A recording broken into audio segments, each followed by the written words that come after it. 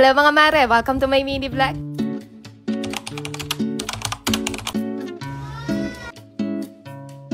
Happy Friday mga mare! Magbunyi ang mga nanay dahil biyernes na nga at makakapagpahinga naman muna tayo ng 2 araw. Pero ang tanong na nga lang ay makakapagpahinga nga ba talaga dahil for sure tambak na naman nga ang mga labahin natin dyan. Ayan ang halang yata talagang hindi maubos-ubos sa ating mga nanay, yung tambak na ligpitin at mga labahin sa libaganan. Kung pera na lang ba sana ang hindi maubos-ubos mga mare, edi wala na sana sigurong bungangerang nanay. So eto nga at medyo nakaka-LL ng konti yung ulam natin ngayon mga mare at natapos na lang pala ako magluto dyan at lahat sa sobrang dami kong dinaldal. 2, 3. Up, hot, dandahan, hot yan. Eh, grabe po. Hot yan.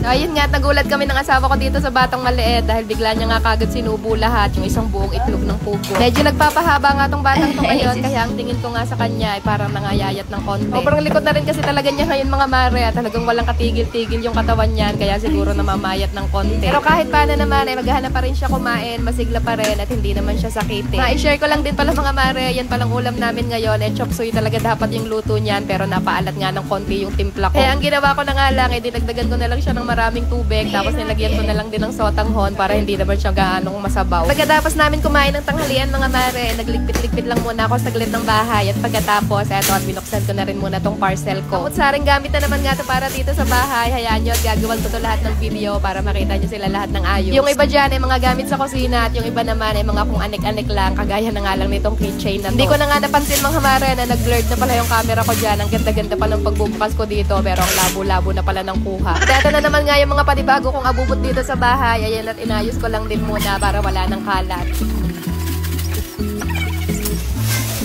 Ito nga yung isa sa mga na-order ko ngayon mga mare, LED light na ilalagay ko dun sa may bandang ilalim ng kitchen cabinet namin. Nilagyan ko lang muna yan ng no more nails, tsaka ako dinikit palibot dito sa ilalim ng cabinet at ayan, mas lalo nang lumiwanag ngayon dito sa kusina namin. Tapos nag-order na rin nga ako ng bagong kortina para dito sa lababo at eto nga yung kortina na hindi mo na kailangan ng alambre dahil ididikit mo na nga lang yan. Pero na rin nga siyang kasamang adhesive mga mare at para maiba naman nga ngayon, dark color naman tong in-order ko. Kung gusto mo naman siya labhan, tanggalin mo lang tong pagkakadikit niya at pwede mo nga ulit yan ibalik dyan. Nakapal na rin yung tela niya at maganda na rin yung pagkakatahe at meron din nga itong color white. Tapos nag-order lang din pala ako ng ganito para kapag nagluluto nga ako ay dito ko na ilalagay yung mga hiniwang kamatis, bawang, sibuyas, or luya. Kitan nga din ako dito sa coffee mug na to tapos 29 pesos lang siya kaya yan at in-order ko na rin. Kaya na nga siyang kasamang takip tsaka kutsarita at napaka-cute niya lang din talaga. Tapos nag-order na rin nga ako ng ganitong sponge mga mare, nasa 50 pesos lang din yata to tapos 5 piraso na siya. Meron nga din kayong nagustuhan sa lahat ng mga na-order ko ngayon, ilalagay ko na lang din lahat ng link sa comment section. At ako lang ba dito yung nagkakape muna bago matulog?